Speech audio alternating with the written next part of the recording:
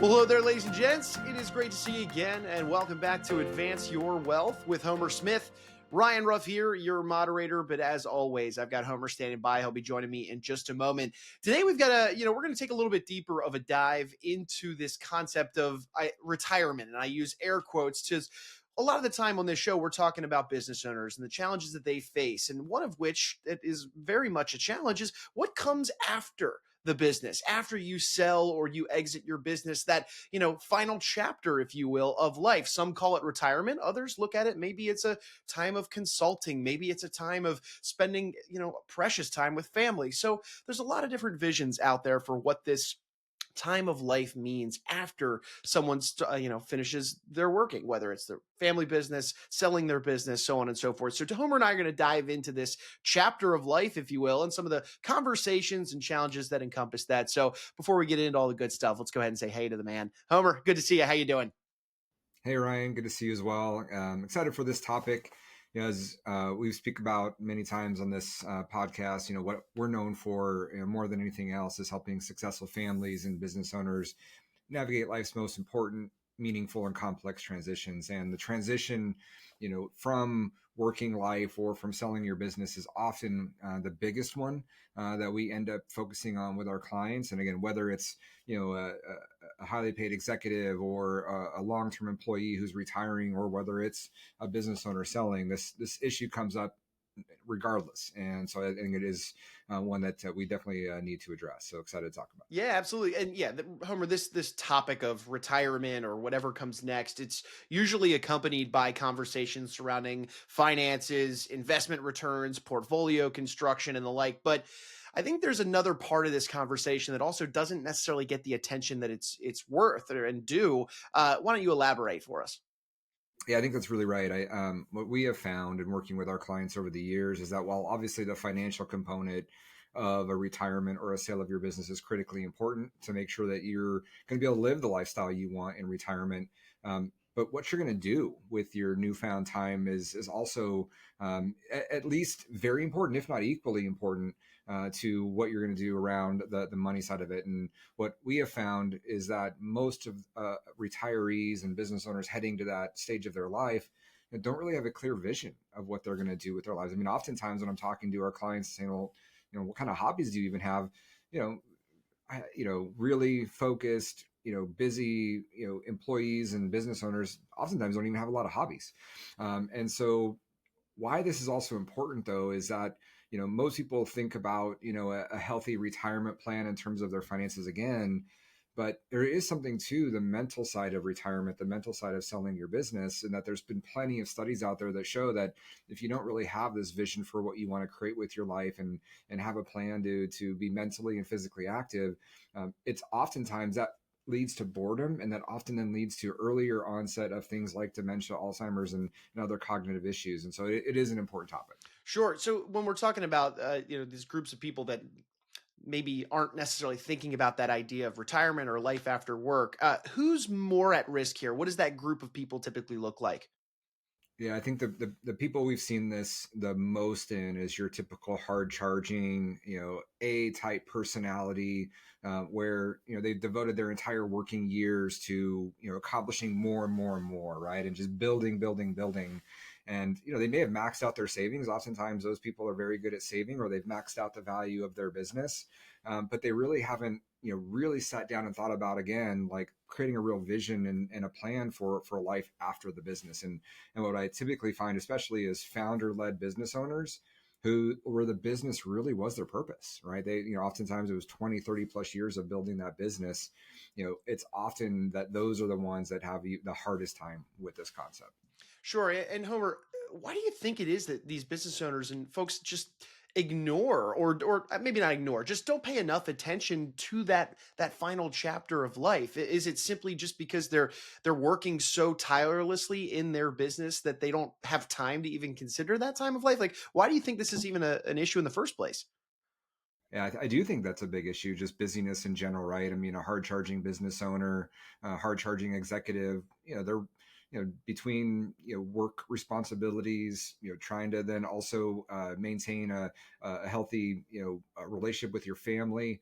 It's hard to think beyond just the next week or two, let alone what might be a decision that's 10, 15, 20 years down the line, and really starting to think about what that might look like. And so busyness is definitely a factor. I do then also think the time until that point is also a factor. So again, if you're, hard charging, very focused on building your business and getting to your quarterly and annual results for the business, and then focused on your kids and what might be coming up in their lives, starting to think about and really taking the time to focus on what you want to accomplish 10 years in the future, 20 years in the future, post retirement, post sale of your business, is a challenge. I also think another factor in that is oftentimes what we have really seen as well, even as you get closer and closer to that point, is ability for people in that situation to think big enough. And really have a bigger vision of what's possible post retirement, and oftentimes they just get so used to the daily, what's right in front of them and what they've been through and been living, that it's hard to think about what might actually be different, and they get kind of caught in the status quo mentality, and so it's hard when you're so busy with everything else to think about dramatic changes that you might want to have in your life, post that retirement or liquidity event. So I think all those factors play big roles. Sure. So now, regardless of the reason, maybe Homer, that somebody is procrastinating or putting off that vision, there's got to be some steps out there that we could probably throw to some of our audience members that could help them begin the process of creating that vision for what life looks like after a business or after your working years. What could somebody be doing to kind of kickstart that process? Yeah, I think number one, just even understanding that this is an issue for you is a big first step, because once you have that understanding and admit that this is going to be a potential challenge, it hopefully will lead to more of an awareness, and then open your mind to ways that you might start to address it. And one of the simplest ways, even just to get started, is to keep a journal. And just as you enjoy different things, as you see different things or think of different things in your life, to keep a running list of things that you, even if you don't have time for them now, hobbies that you think you might want to explore, places you might want to travel, other things you might want to do, maybe even other businesses you might want to start. And while that list might evolve, it might change quite a bit over time. Just the act of writing it down, thinking about it, our brains are crazy powerful instruments. And once you get your subconscious going on something, even if you're not directly consciously thinking about it, your subconscious is solving that problem for you. And so just that act of writing it down, thinking about it, your brain's going to go to work, and I think it's going to do a lot to just help you start to think, and ideas are just going to start popping up just from that act alone. However, earlier you mentioned that the group that was more prone to this are kind of your type A, nose to the grindstone business owners. But so I'm sure they're probably sitting here wondering, well, is there anything like a little more formal, anything really, actionable that I could be doing right now rather than simply just kind of waiting for ideas or this grandiose vision to pop into my head? Yeah, it's a great question. I mean, most of the clients that I work with are very successful business owners, and I even have this same issue myself that I've discovered in the last few years. Some steps that are helping me as well with my own business. And it's interesting. We as business owners, you spend a lot of time with either your leadership team, or even if it's just you leading the charge, either weekly, monthly, quarterly, annual business planning, putting strategy in place for your next step of growth, and how you're going to grow your business. Yet we don't have that same plan and mentality for doing the same thing with our families, whether it's improving or deepening the relationship with your wife or with your kids, and creating things like this, like what kind of vision do you have for your life down the road. We don't take that same time and energy to do that for ourselves, and that's one thing that I found is become helpful for me, and I know has also been helpful for many entrepreneurs, is actually planning very similar like business strategy meetings, but for your life, right? And whether it's you have time to start doing it weekly, or whether it's monthly, or even at the very least starting quarterly, and setting half a day aside, and starting to bring in the same types of planning you do around your business, to do that for your life. And that's, I'd say, a huge step to kind of formalize that journaling process, to actually put it into place where you have time booked in your calendar, where those meetings are just as important as any other meeting might be, that you don't replace that meeting with something else, that's a very important meeting to keep on your calendar. And what I found is owners that start to do that, they go from maybe just doing it annually to then doing it quarterly to then doing it monthly to then doing it weekly, and it becomes a much more ingrained part of what they're doing. I'm sure not only ingrained, but I bet it's fun. When you're starting to do it a little bit more and realize that that vision for the future is actually a little more tangible than maybe you had originally thought. What about that group of folks though, Homer, that are so caught up in that current status quo and business as usual, and it's hard to get their head up and out of the day to day business operations? What do you say to somebody like that? Yeah, I think this is really especially important for those business owners or those nearing retirement, right? They're getting pretty close to that date where they're planning on selling the business, retiring. Maybe they're just a couple few years out. And so they don't have a lot of time to, think about this over 5, 10, 15 years. What we have found is that there's a lot of value in hiring professionals that are experts at this. And so there's a lot of coaches out there that specialize in, whether it's retirement or whether it's the sale of your business, and thinking beyond like the beyond the financial side of it, but really the mental and emotional side of that decision making. They've got processes that they've been developing for years to help think through that, formalize it, get these ideas down and into practice. And so, and actually, interestingly enough, I think this topic is so important that, while I have some like general, like knowledgeable enough to be dangerous abilities around this topic, it's definitely not one where I am that expert. And so, one of our next podcasts will be interviewing a very specific expert on this topic specifically to talk more about his process and what he sees. I do think that, for many people is going to be the answer. I think another way that many families address this, especially if you have still a young family or a growing family and you want to spend more time with them and share your vision with them, is a lot of the families we work with do regular family meetings. Again, whether it's annual, whether it's quarterly, but they bring their entire close knit family unit together, their spouse, their kids, to talk about the vision for the family, the values for the family, what they want to do with the wealth. And oftentimes those types of meetings themselves will bring out new ideas and new discussion points, which help direct them to things that are going to be meaningful to them. And how do we go from this life of success to a life of significance? That's a big part of what we help with our clients think about too. And so whether it's hiring a coach or whether it's some of those family meetings, I think that's a big part of that process. No, I couldn't agree more. Homer, you mentioned life of significance. For any of our recurring listeners, they've probably heard that phrase uttered from one of us on many occasions. But in today's conversation, it makes a lot of sense to kind of double click into what that means. What does a life of significance really look like? What are the components that make that up? And why do you feel it's so desirable for somebody to kind of chase that and then achieve it? Yeah, a research group that we work with called CEG Insights. They've done a lot of surveys with successful families, and a lot of what a life of significance tends to mean for the families that we've asked this question a lot to. It's really about deepening and creating meaningful relationships with their family, with their friends, with others. It's also living their values, living with integrity, and living their values, and being able to pass those values down to the next generation and beyond. And it's also helping others around them, whether it's their family members or causes that they care about. And so, these are, I would say, some of the main categories that you would want to think about for you. But everybody's different, right? And so that vision is going to be very specific to you. But those, I'd say, are the kind of the main things that most of the clients that we've worked around in the past have said is meaningful for them.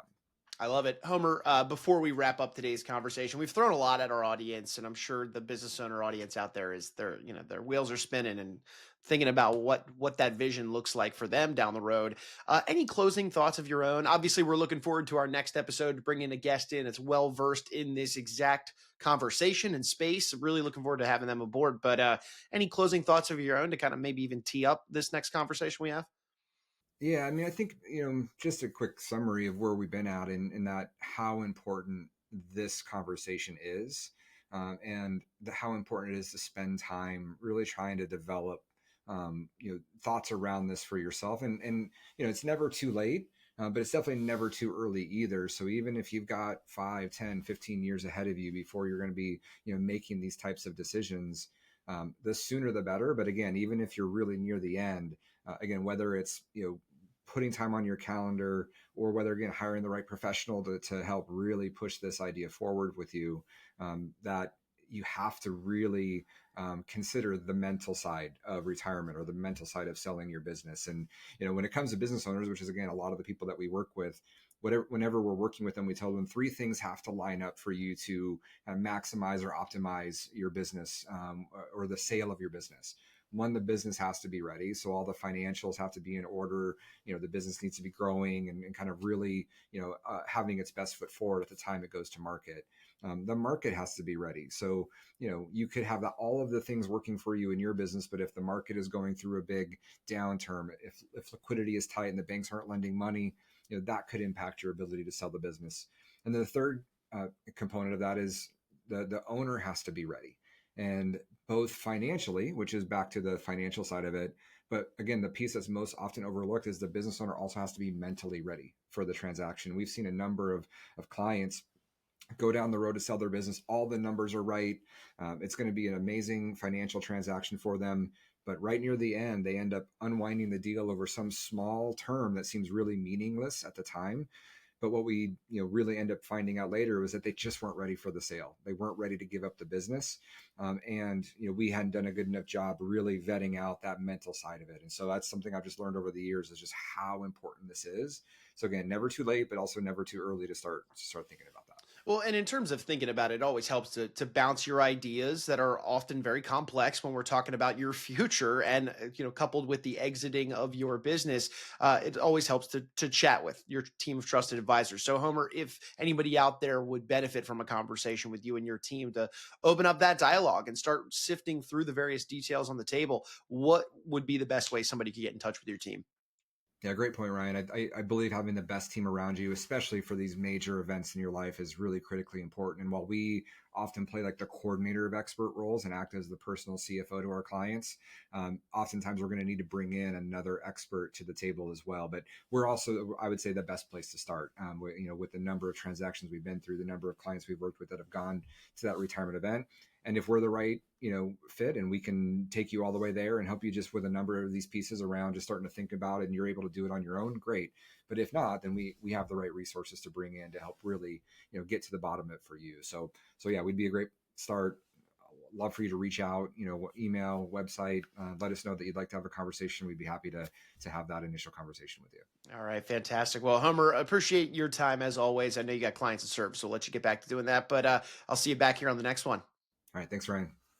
Of course. And hey, folks, look, we want to take a final moment, as we always do on this show, and thank you for making us a part of your day. If you enjoyed the day's discussion, if you learned a thing or two, if we stimulated that brain of yours, make sure you hit that subscribe button on whichever platform that you checked us out on today, so that you don't miss out on any future conversations where Homer and I dissect these different wealth management conversations or bring on some esteemed guests. As Homer and I alluded to, we've got another great guest joining us on our next episode to dive even deeper into the conversation we had today. So be sure to be on the lookout for that one.